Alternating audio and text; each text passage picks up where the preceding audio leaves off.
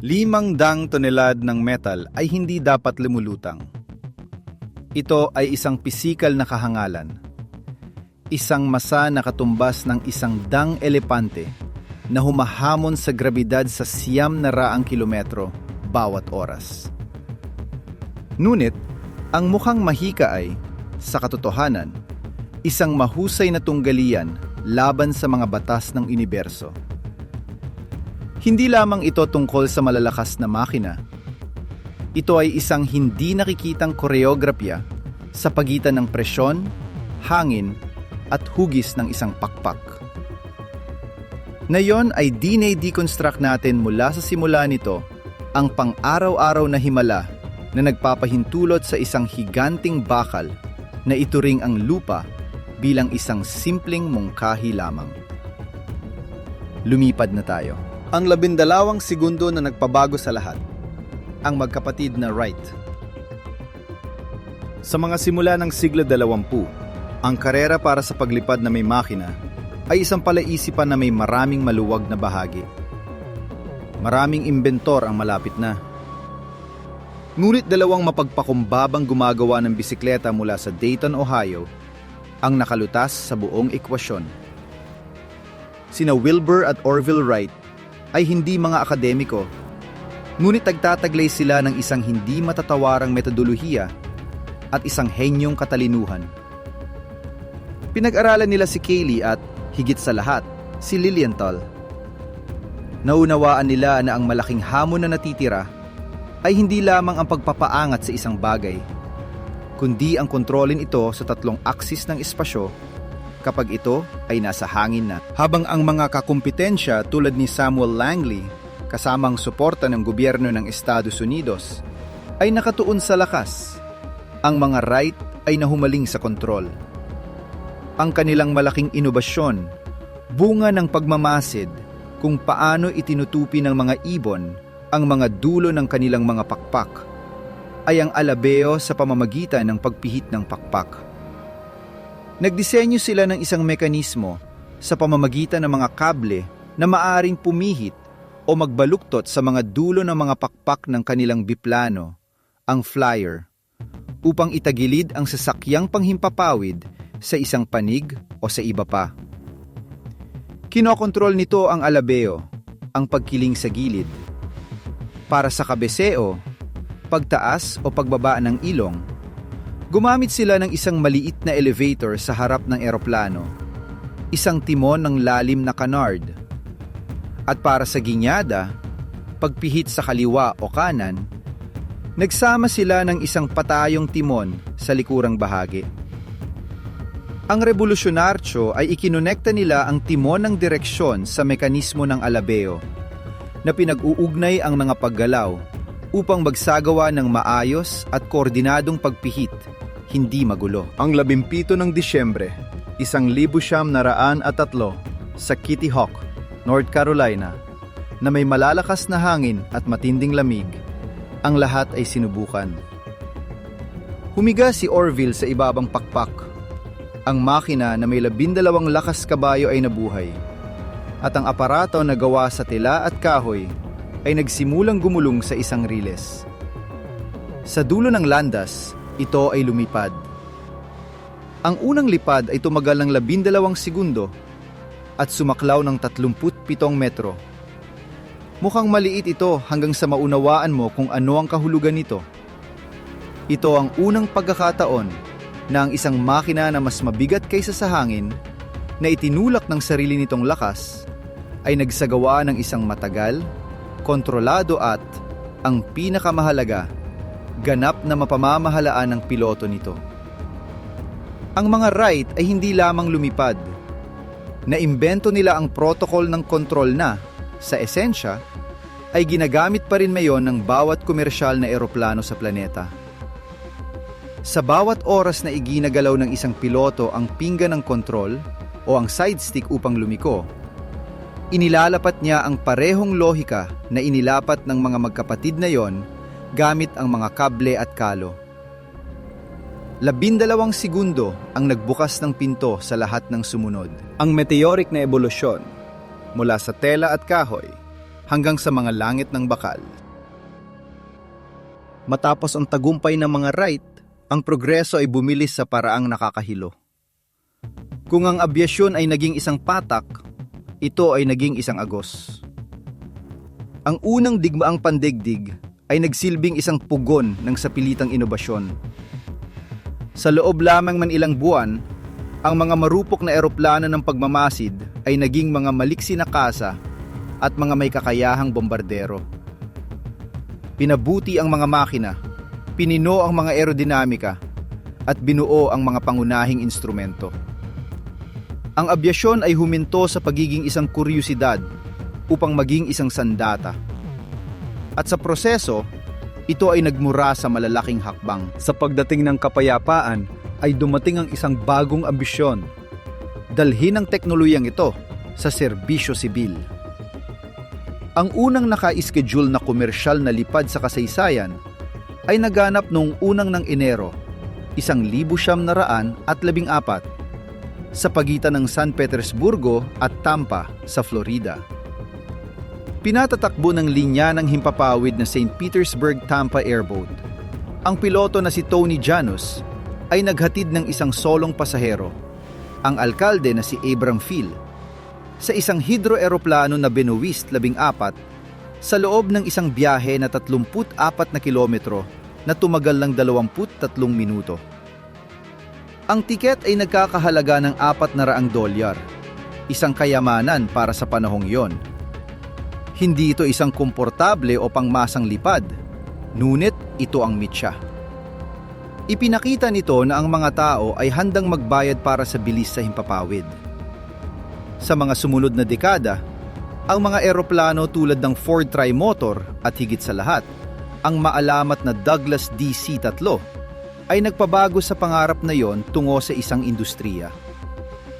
Ang DC-3 na ipinakilala noong 1936 ay ang unang eroplano na nagpadali sa transportasyon ng mga pasahero upang maging maasahan at kumikita nang hindi nangangailangan ng mga subsidyo sa koreo. Ikinonekta nito ang mga kontinente at tinukoy ang konsepto ng modernong paglalakbay sa himpapawid. Ngunit ang susunod na hakbang ay magiging quantum. Hanggang noon, ang lahat ng mga eroplano ay gumagamit ng mga makinang deep piston at mga hélice. Ang de Havilland Comet na Briton na nagsimula sa serbisyo noong 1952 ay nagpabago sa lahat. Ito ang unang komersyal na eroplano sa mundo na may reaksyon. Ang pagkakaiba ay hindi lamang sa bilis. Bagaman ang pagdodoble sa bilis ng mga eroplanong hélice ay revolusyonaryo na. Ang tunay na bentahe ay nasa altitudo. Ang mga makina na may reaksyon ay mahusay sa manipis na hangin. Ang comet ay maaring lumipad sa itaas ng karamihan sa mga meteorolohikong turbulensya sa halos 12,000 metro sa manipis na bahagi kung saan ang resistensya ng hangin ay mas mababa. Nag-alok ito ng isang mas maayos na paglalakbay, mas mabilis at sa teorya, mas mahusay. Sa kabila ng mga trahikong paunang problema nito sa pagkapagod ng metal na humantong sa muling pagdidisenyo nito, ang comet ang nagmarka ng daan. Ipinakita nito na ang hinaharap ay para sa mga reaktor. At sa gayon ay dumating ang mga higante. Ang Boeing 747, ang jumbo jet, na ipinakita noong 1970 ay isa pang revolusyon. Hindi dahil sa teknolohiya ng propulsyon, kundi dahil sa sukat. Dinoble nito ang kapasidad ng mga pasahero na nagpapababa ng husto sa gastos bawat upuan at nagdemokratisa sa interkontinental na paglalakbay sa himpapawid. Bigla, ang paglipad sa ibang kontinente ay huminto sa pagiging isang luho para sa iilan at naging isang posibilidad para sa milyon-milyon. Ito ay isang lungsod na may mga pakpak. Sa wakas, ang Airbus A380 na lumipad sa unang pagkakataon noong 2005 ay kumakatawan sa rurok ng inhinyeriya ng malapad na katawan. May 2 kumpletong palapag sa kahabaan ng buong haba nito na may kakayahang magdala ng higit sa 800 tao sa pinakamataas na pagsasaayos. Ito ay isang pahayag ng technical na ambisyon. Ipinakita nito na kahit ang mga limitasyon ng laki ay maaring muling idisenyo. Ang ebolusyong ito, mula sa tela hanggang sa mga composite ng karbon, mula sa 12 segundo hanggang sa 12 oras na otonomiya, ay bunga ng isang obsesyon na pinino sa bawat aral, sa bawat pagkakamali, at sa bawat tagumpay. Ang hindi nakikitang balanse. Ang 4 na puwersa ng paglipad. Upang maunawaan kung paano nananatili sa hangin ang alinman sa mga dambuhalang ito, mula sa Flyer hanggang sa A380, dapat nating pag-usapan ang pangunahing balangkas. Ito ang pangunahing gramatika ng paglipad na itinatag ni Cayley at isinasagawa sa bawat sandali. Ang mga ito ay ang 4 na puwersa ng paglipad at ang kanilang pakikipag-ugnayan ay isang patuloy at tumpak na sayaw. Ang una at pinakahalata ay ang timbang. Ito ang puwersa na ibinibigay ng grabidad sa masa ng eroplano. Hinahila nito ito nang walang pahinga, nang direkta patungo sa gitna ng mundo. Ito ang ating likas na kaaway. Ang puwersa na hinahangad na malabanan ng bawat disenyo ng aeronautika. Kung walang sasalungat dito, ang eroplano ay isa lamang bala na nahuhulog. Ang ikalawa, ang pinakamisteryoso at critical, ay ang sustentasyon. Ito ang puwersa na sumasalungat sa timbang. Binubuo ito pangunahin ng daloy ng hangin sa paligid ng mga pakpak at kumikilos ng patayo sa direksyon ng lipad, pataas. Ito ang himala ng inhinyeriya na nagpapalit sa isang tipak ng metal tungo sa isang ibon. Kung ang timbang ay humahila pababa, ang sustentasyon ay ang hindi nakikitang braso na nagtutulak pataas. Kung paano ito eksaktong nabubuo, ay isang kamanghamanghang kwento na ating susuriin ng malalim. Ngunit sa ngayon, unawain natin ito bilang resulta ng hangin na nakikipag-ugnayan sa espesyal na hugis ng pakpak. Ang ikatlo ay ang tulak. Ito ang puwersa na nagpapatakbo sa eroplano pasulong. Ito ay binubuo ng mga makina, maging ito man ay mga elis na nagbabarena sa hangin o mga reaktor na naglalabas ng mga gas sa mataas na bilis. Ang tulak ay tumatalo sa inersya at, ang pinakamahalaga, ay nagpapahintulot sa eroplano na gumalaw ng sapat na mabilis upang ang hangin ay dumaloy sa ibabaw ng mga pakpak at makabuo ng sustentasyong iyon. Kung walang tulak, walang bilis. Kung walang bilis, walang sustentasyon. Ang ika-4 ay ang pagpigil, tinatawag ding arrastre. Ito ang puwersa na sumasalungat sa paggalaw pasulong. Ito ang pagkiskis ng hangin laban sa katawan ng eroplano.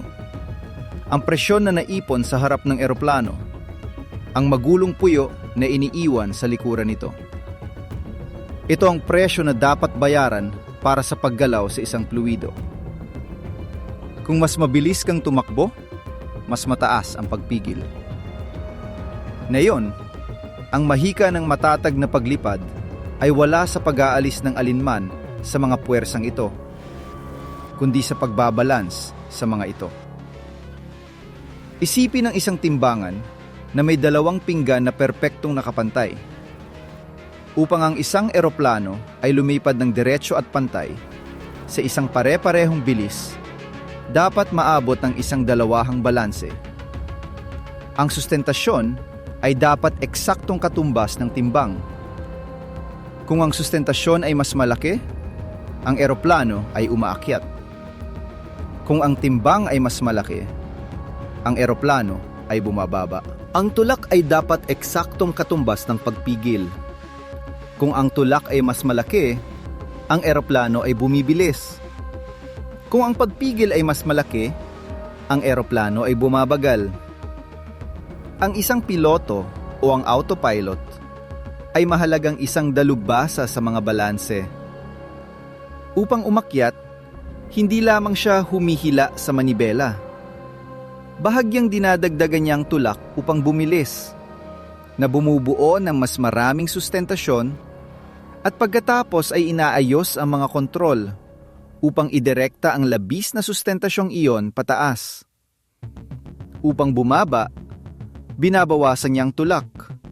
Hinahayaan ang pagpigil na manalo pansamantala, nawawala ng bilis, at sa makatuwid, sustentasyon. Ito ay isang patuloy na laro ng mga puwersa, isang tahimik na pakikipag-usap sa pagitan ng makina at mga batas ng pisika. Ito ang pundasyon. Sa pag-unawa sa hindi nakikitang timbangang ito, handa na tayong pasukin ang puso ng misteryo.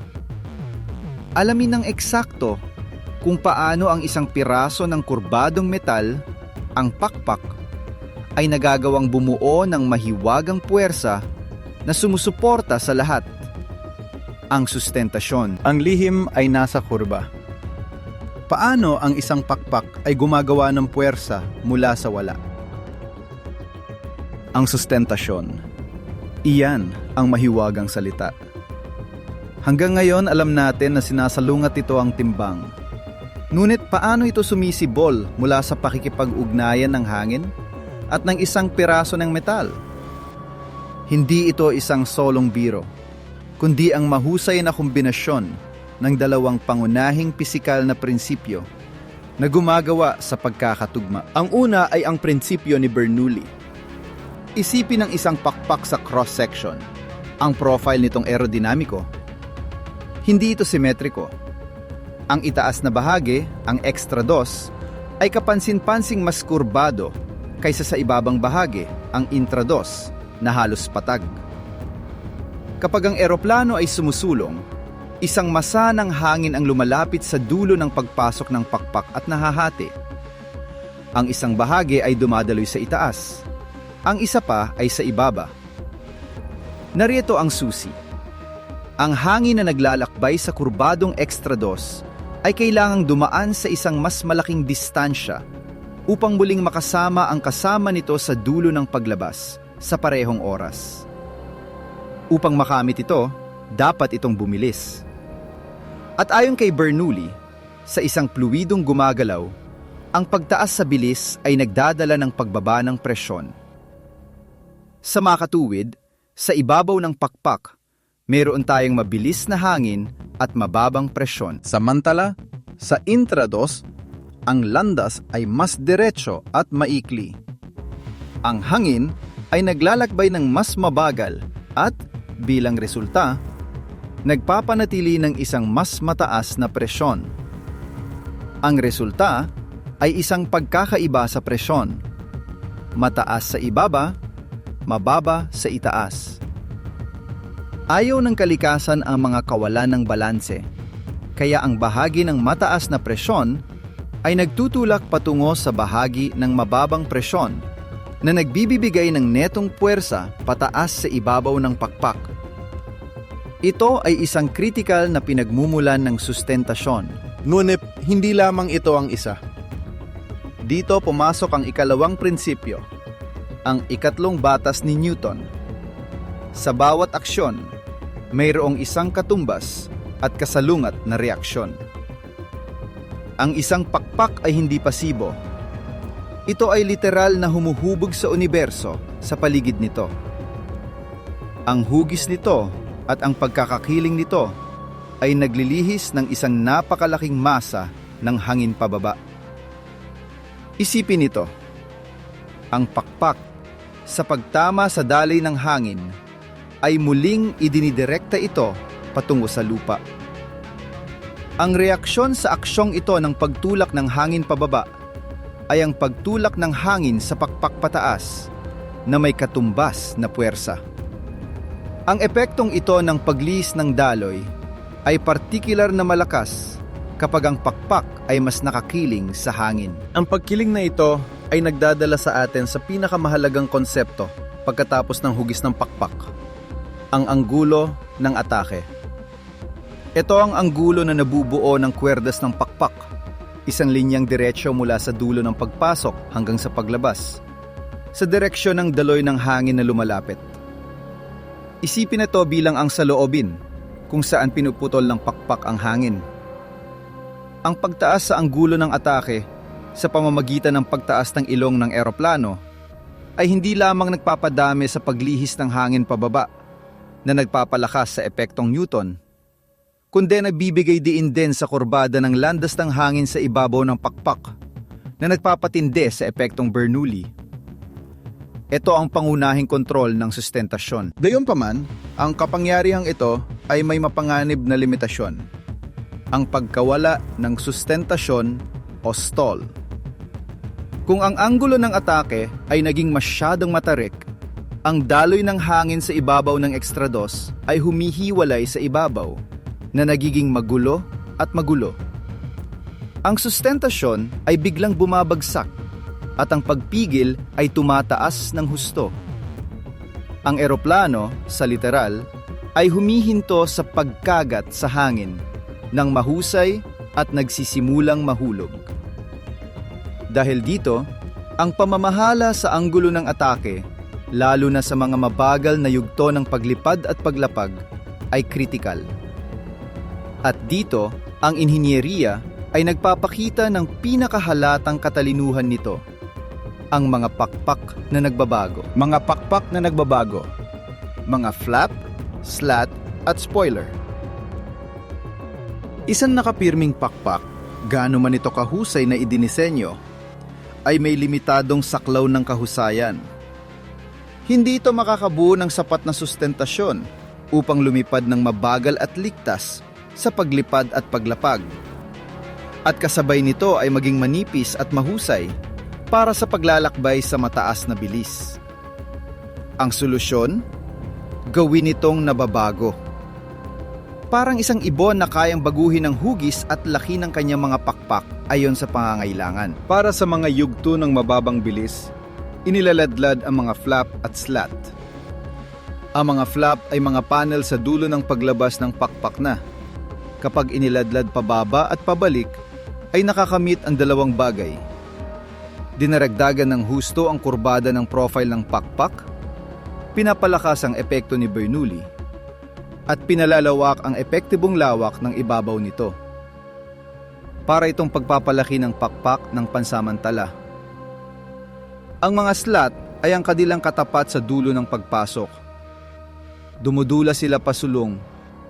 Lumilika ng isang kontroladong espasyo na nagpapadaloy sa hangin sa mas maayos na paraan sa ibabaw ng ekstrados, na nadidelay ang paghihiwalay ng daloy at pinapayagan ang mas matataas na anggulo ng atake nang hindi nawawalan ng lakas.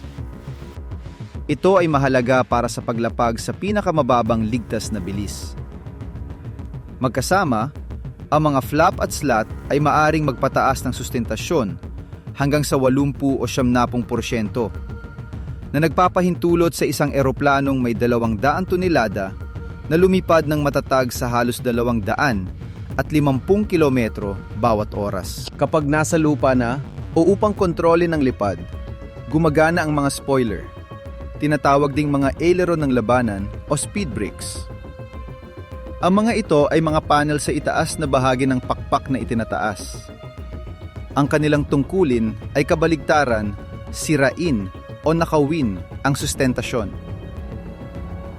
Sa pamamagitan ng pag-antala sa maayos na daloy sa ibabaw ng pakpak, sinisira nila ang sustentasyon sa kontroladong paraan. Inililipat ang timbang ng eroplano sa mga gulong upang ang mga preno ay gumana ng mas epektibo. Ginagamit din ang mga ito bilang mga aerodinamikong preno sa hangin upang mabilis na mawala ng taas nang hindi bumibilis ng labis. Ang kontrol ng alabeo, ang pagkiling sa gilid para lumiko, ay ibinibigay pangunahin sa mga aileron na mga gumagalaw na ibabaw sa mga panlabas na dulo ng pakpak. Upang lumiko sa kaliwa, ang kaliwang aileron ay itinataas, binabawasan ang sustentasyon sa pakpak na iyon, at ang kanan ay ibinababa, dinadagdagan ang sustentasyon, na nagiging sanhi ng pagkiling ng eroplano. Ang koordinasyong ito ng mga ibabaw na minana ng direkta mula sa intuwisyon ng mga right ang nagpapalit sa isang pangkat ng mga puwersa tungo sa isang nakadirekta at eleganteng lipad. Ang pusong umuungal. Pag-unawa sa turbofan na makina. Upang mangyari ang lahat ng aerodinamikong balate na ito, kailangan ng isang napakalakas na puwersa na magtutulak sa eroplano sa hangin. Ang makina.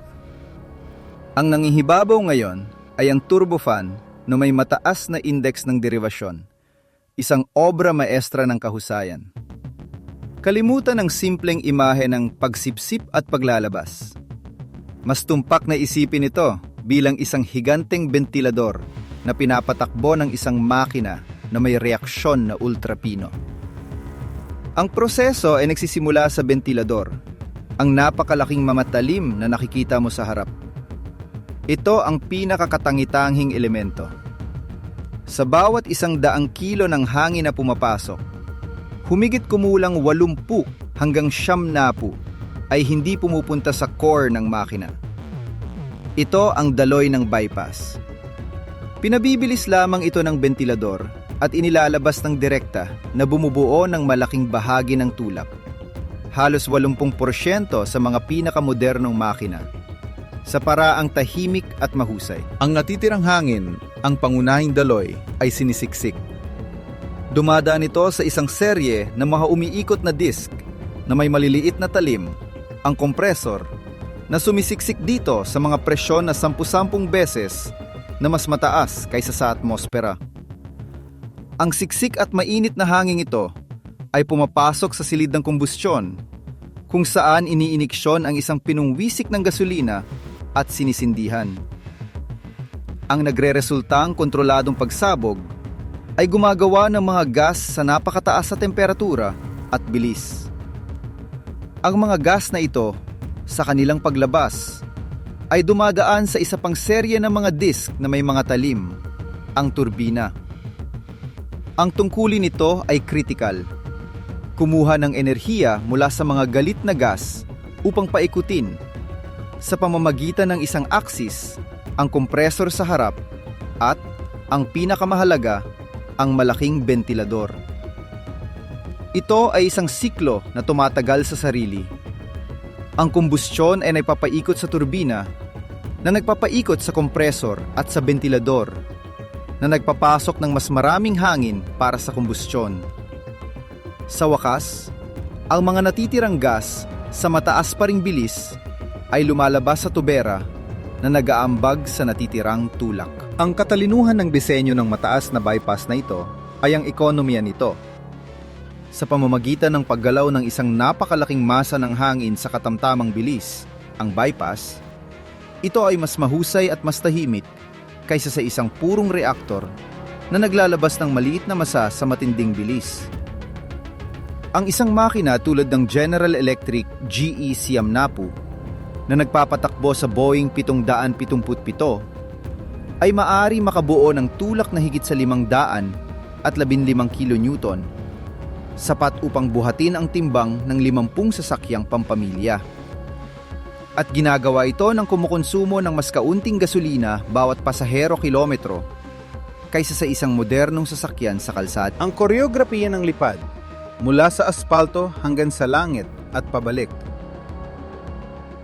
Habang handa ng entablado, ang mga puwersa ay nauunawaan, ang mga pakpak ay nababago, ang makina ay umuungal. Oras na upang masaksihan ang buong koreografiya. Ang unang koreografiya ay ang paglipad. Sa sabungan, itinatakda ng mga piloto ang mga flap sa isang tiyak na posisyon. Ang tor ay nagbibigay ng paintulot.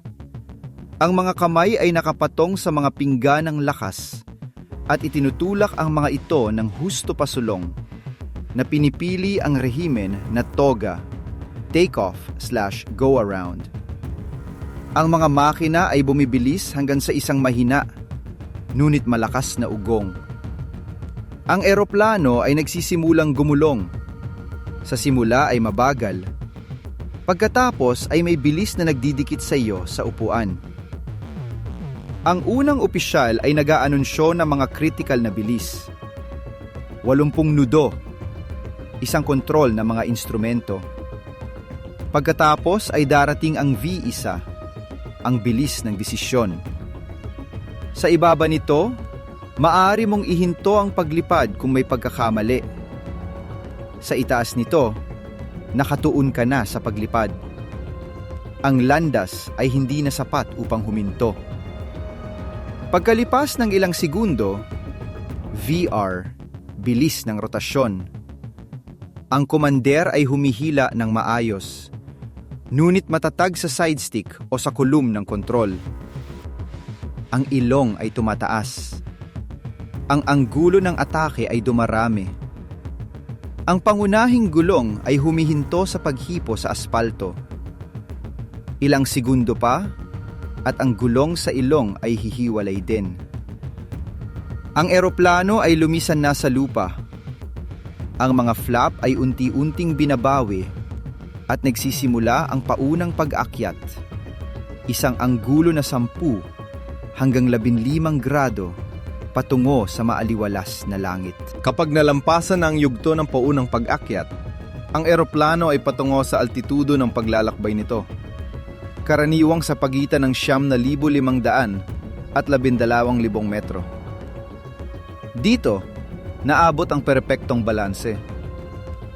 Ang hangin ay napakamanipis, kaya ang resistensya ay nababawasan ng husto. Ngunit may sapat pa para gumana ang mga pakpak at huminga ang mga makina.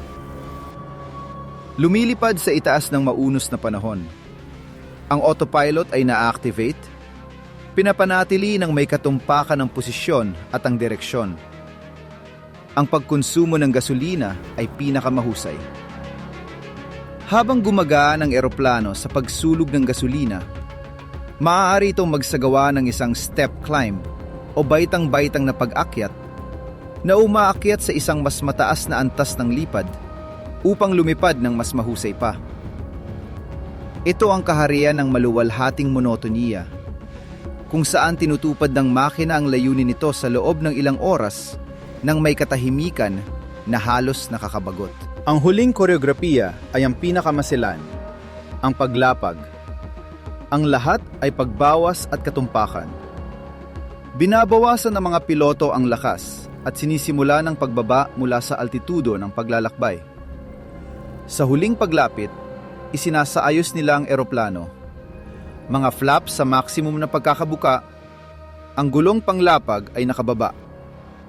Pinamaximize nito ang sustentasyon at ang pagpigil na nagpapahintulot sa isang mababa at kontroladong bilis sa senda de planeo. Isang hindi nakikitang landas na 3 grado patungo sa runway. Ang eroplano ay nagiging isang mabigat at malakas na glider. Ilang metro na lang mula sa lupa, isinasagawa ang pinakabanayad na manyobra, ang flare o pag-ground off. Ang piloto ay dahan-dahang nagtataas ng ilong, binabawasan ang anggulo ng atake at ang bilis ng pagbaba upang makamit ang isang maayos na pakikipag-ugnayan sa mga pangunahing gulong. Sa sandali ng pakikipag-ugnayan, ang mga spoiler ay otomatikong lumalabas. Pinapatay ang sustentasyon at idinidikit ang eroplano sa lupa. Ang mga reversores ay na-activate. Ang mga pintuan sa mga makina ay muling idinidirekta ang bahagi ng daloy ng tulak pasulong na bumubuo ng isang brutal na puwersa ng pagpreno. Kasama ang mga preno sa gulong, nagagawa nilang itigil ang dambuhala sa isang bahagi lamang ng distansya na ginamit nito para lumipad. Mula sa kontroladong galit ng paglipad hanggang sa eleganteng pagpipigil ng paglapag, ang bawat galaw ay inilapat na siyensya. Higit pa sa pangunahin, katatagan, mga materyales, at ang hinaharap. Ngunit, ang isang eroplano ay hindi lamang dapat lumipad. Dapat itong gustong lumipad ng diretsyo. Ang katangian iyon ay tinatawag na inherenteng katatagan. Ang klasikong disenyo na ang mga pakpak ay nasa gitna, ang buntot sa likod at ang timbang ay nakabahagi, ay lumilika ng balanse. Ang pahalang na plano ng buntot, estabilisador at elevador ay nagsisilbing isang maliit na pabaligtad na pakpak na bumubuo ng puwersa pababa na sumasalungat sa likas na hilig ng eroplano na sumisid pagbaba ng ilong. Ito ay isang sistemang kusa na nagwawasto. Kung ang ilong ay tumaas ng labis, ang puwersa sa buntot ay tumataas, na muling tumutulak dito pababa. Ito ay ang inhinyeriya na umaasama sa pagkakamali. Ang mga materyales ay naging isa pang tahimik na revolusyon. Mula sa lino at kahoy ng flyer, dumaan tayo sa aluminyo na naghari sa siglo 20. Ngayon, ang mga eroplano tulad ng Boeing 787 Dreamliner at ang Airbus A350 ay binuo sa higit sa 50% gamit ang mga composite ng hibla ng karbon. Ang mga materyales na ito ay mas magaan, mas malakas, at hindi napapagod tulad ng metal. Nagpapahintulot ito ng mga presyuradong cabin sa mas mataas na altitudo na may mas mataas na kahalumigmigan, binabawasan ng jet lag, mas malalaking bintana at isang mas mataas na kahusayan sa gasolina. Ang eroplano ay hindi lamang lumilipad. Lumilipad ito ng mas mahusay, mas malinis, at may higit na kaginhawaan salamat sa makabagong kemika. At ang hinaharap ay nasa mga pisara na ng disenyo at sa mga landas ng pagsubok. Parating na ang mga makina na may mas malaki pang ugnayan ng deribasyon. Ang ilan ay wala ang tradisyonal na panlabas na takip, open rotor. Sinusuri ang mga disenyong disruptibo. Mga ultra mahahaba at manipis na pakpak na nakatali gamit ang mga suhay upang bawasan ang pagpigil. O maging ang mga pinagsamang katawan kung saan ang katawan at ang mga pakpak ay nagsasama sa isang solong aerodinamikong hugis. Ang huling layunin ay ang dekarbonisasyon na may matatag na pusta sa mga napapanatiling gasolina ng abyasyon at, sa mas mahabang panahon, sa propulsyong elektrikal o ng hidroheno para sa mga maikling distansya. Ang paglalakbay na nagsimula sa isang pangarap at 12 segundo ng hindi matatag na lipad ay malayo pa sa pagtatapos.